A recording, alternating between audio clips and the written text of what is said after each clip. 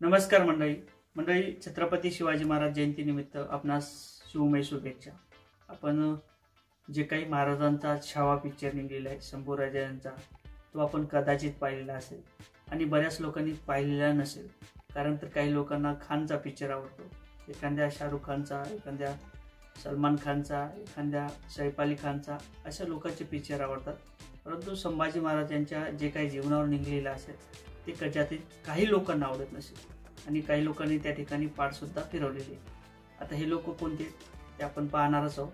परंतु ज्या पद्धतीने संभाजी महाराज यांचा पिक्चर सुरू होतो त्या ठिकाणी एक अजय देवगण यांचा आवाज येतो आणि अजय देवगणच्या आवाजात एक सांगितलं जाते की हे जे काही पात्र आहे ते एखाद्या जातीचा अपमान करण्याकरता बनवलेला नाही किंवा एखाद्या जातीच्या भावना दुखवण्यासाठी बनवलेला नाही, यावरती थोडं बोललं पाहिजे।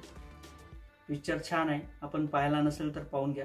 आणि परत एक मराठी छावा सुद्धा पिक्चर येणार आहे, तीही सुद्धा आपण पाहून घ्यावा असं मला वाटते।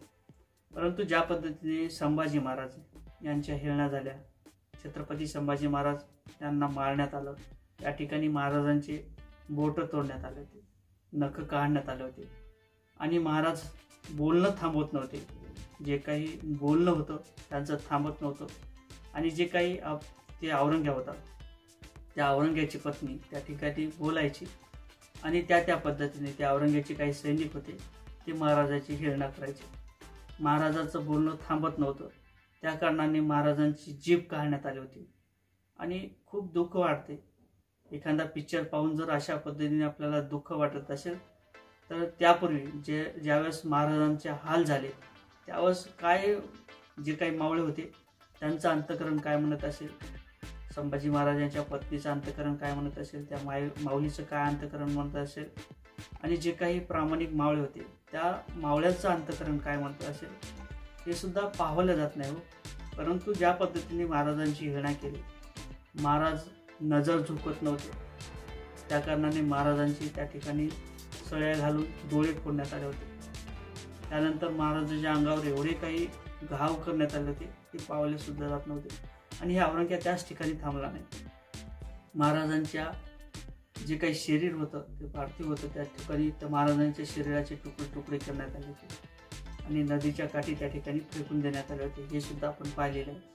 महाराजांच्या खूप काही हेळणा केलेल्या आहे आणि महाराजांच्या हेळणा केल्यानंतर जे काही जातीवाद आहे ते थांबल्या जात नाही आणि जे काही लोकांचं म्हणणं आहे जातीवाद आपण करतो, परंतु याच लोकांनी महाराजांची हेळणा केली।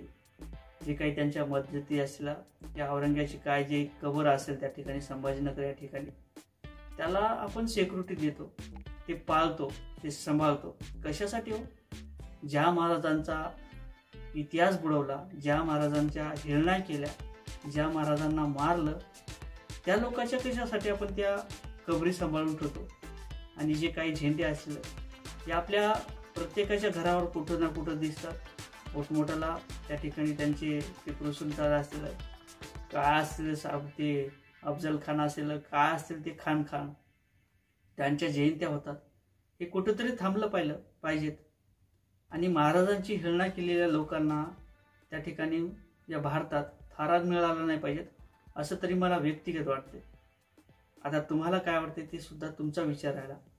परंतु ज्या पद्धतीने महाराजांची हेळणा केली, महाराजांना मारलं, त्या ठिकाणी आपण म्हणतो जातीवाद होत नाही, परंतु तुम्हाला एखादा मुस्लिम समाजाचा, एखादा त्या जातीचा, मी जातीचं नाव म्हणतोय, मुस्लिम समाज म्हणत नाही खराब, परंतु तुम्हाला दिसलं का एखादा की छावा पिक्चर पाहण्याकरता त्या समाजाची गर्दी झाली? तुम्ही तर एखाद्या खानचा पिक्चर निघाला की त्या ठिकाणी रांगा लावून तिकीट काढता, एखादा सलमान खानचा पिक्चर निघाला त्या ठिकाणी रांगा लावून काढता, शाहरुख खानचा पिक्चर निघाला त्या ठिकाणी रांगा लावून आपण जे तिकीट द्यायचं ते तिकीट देतो, रांगाला लागतो। त्यानंतर एखाद्या सैफ अली खानचा असेल, कोणते खान असतील जे भारतात राहतात, भारतात पैसा कमवतात, भारतात मोठे झाले आणि भारतातला पैसा बाहेर काही देशाला काम पडलं त्या ठिकाणी दिला जातो, हे कुठेतरी थांबलं पाहिजे। आणि या लोकांच्या कबरी सांभाळण्याचं काय काम आहे?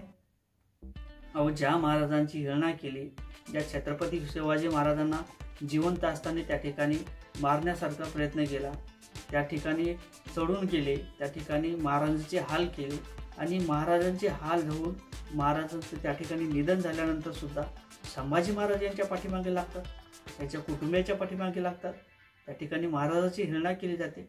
आणि त्या टायमाला हे समाज कुठे गेला होता? समाजाने का त्या ठिकाणी पुढाकार घेतला नाही? त्या ठिकाणी मुस्लिम जरी असतील, एखादा मराठा समाज असेल किंवा इतर 18 पगड जाती असतील, त्यांनी त्या ठिकाणी महाराजांना वाचवण्याचा प्रयत्न केला. काही लोकांनी महाराजांना वाचवण्याचा प्रयत्न केला, काही लोकांनी फितुरी सुद्धा केली. आणि या लोकांचे जे काही औरंगे असेल त्याच्या कबरीला तुम्ही मान सन्मान देता, त्या ठिकाणी जे काय असेल ते खर्च केला जातो, जी काही ती कमान असेल, ती काही कबर असेल त्याला सिक्युरिटी दिली जाते. हे कुठेतरी थांबलं पाहिजे. तुम्ही म्हणता जातीवाद झाला नाही पाहिजे, जातीवाद होणं बरोबर नाही, परंतु तुम्ही ह्या गोष्टी ध्यानात घ्या. एखादा जर टाईम आला तर अशा पद्धतीने तुम्हाला पळो की सोडो केला जाईल. मला हे सांगायचं आहे की ज्या पद्धतीने महाराजांचा पिक्चर निघलेला आहे, त्या पिक्चरमध्ये कोणाच लोकांचा सहभाग होता, कोणी कोणी हे पिक्चर पाहिला आणि कोणी कोणी पिक्चर नाही पाहिला, तुम्ही ऑब्झर्व करा, तुम्ही ते ठरवा. आणि या व्हिडिओच्या संदर्भात तुम्हाला काय वाटते कमेंटमध्ये सांगा. जय शिवराय.